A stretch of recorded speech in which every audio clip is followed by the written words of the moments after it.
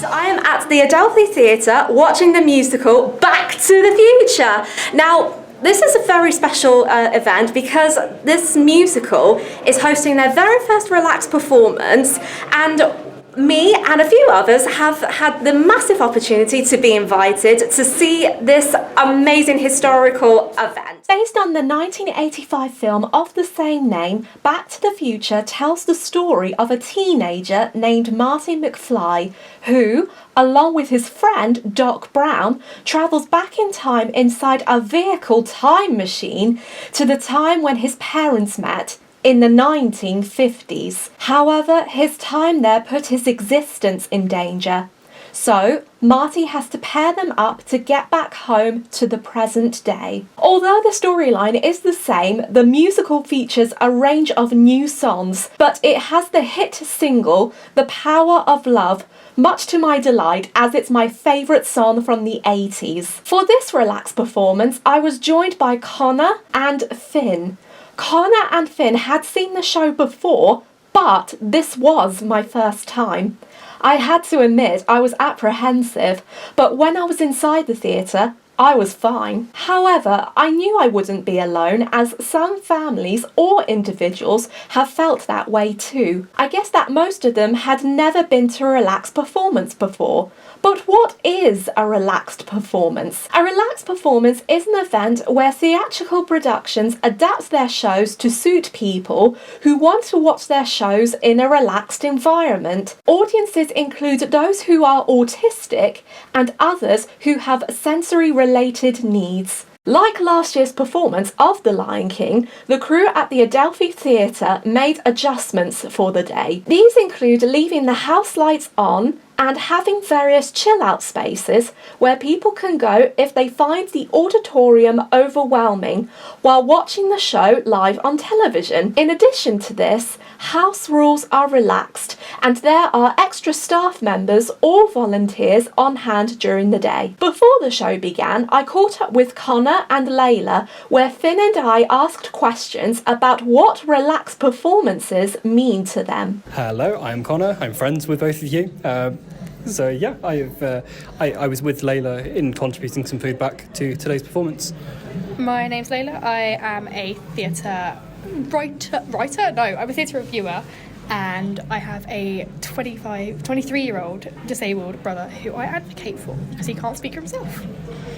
Why do you believe relaxed performances are so important? A lot of people want to come to the theatre and they just can't cope with the sensory overload that it causes. Like, it's too loud, it's too bright, there's too many people, and I think by not doing them, you're eliminating a large portion of audience members who would love to come to a show but just can't cope with it. So relaxed performances matter as much as any other form of access in any building or any capacity. I think relaxed performances are really important because it's a great demonstration of the fact how sometimes only the smallest of changes can make the largest of difference to the attendees. So it's just a great demonstration of loads of them compiled together to make a good experience. What are some of the easy changes that can be made to make a performance more accessible? So you kind of normally start with the sound and the lighting. So can you reduce any sound? Is there any strobing that you can get rid of? But then you can also look at things like what smells are going on, how much busyness is happening on stage, etc. If you think about all 8 senses, that's kind of your starting point. Have you noticed this going in the right direction? Has there been an increase over the last few years? Definitely. There's definitely been a lot more talk about accessibility in theatre, especially since COVID, because we had that time to think about how we can make theatre more approachable for everyone. And off the back of that, I think a lot more people are starting to realise that theatre isn't as accessible as we claimed it was, and they're doing a lot better to move things in the right direction. With the terms of relaxed performances, because when you're thinking about it now, the relaxed performances is kind of like a new thing, and when you look back, say about 25 years ago, it wasn't a thing at the time. So in your perspective, both of you, how does a relaxed performance make you feel? So me as a consultant who my job is to make every product and service as accessible as possible, it excites me because they've been around 10 years now. So what excites me is, okay, we found out relaxed performances work for loads of people. Now what else else can we do to make regular performances more accessible? How are there different types of performances that we can lean into? That's what excites me. It's the fact that we have just got started in this, and theatre is a space where, you know, it's the most inclusive space anyway in the arts, etc. So to see that lean into accessibility is only a great thing. What do you think needs to change on top of the things that they have now? I'm speaking from experience with my little brother. He is, like I said, he's 23, he's got cerebral palsy, he can't really care for himself, and when we go to theatre they say, oh, we've got an accessible bathroom, and I'm like, oh, amazing, and I'll go and have a look, and it's accessible in a sense that it has an emergency cord, but it hasn't got a hoist. And for example, even just one theatre in West End having a hoist in their bathroom would make it so much more accessible for us to change him. Small changes like that, I know it costs a lot, but it would be so beneficial to so many people who need it. And going off the back of that, just changing that label of we are accessible to these are the needs that we can serve, being upfront about it, being clear about it, and the more transparent we get around that conversation, the more people are going to be able to have the easiest experience. And just one little fun question, how do you feel about travelling back in time or feeling the power of love?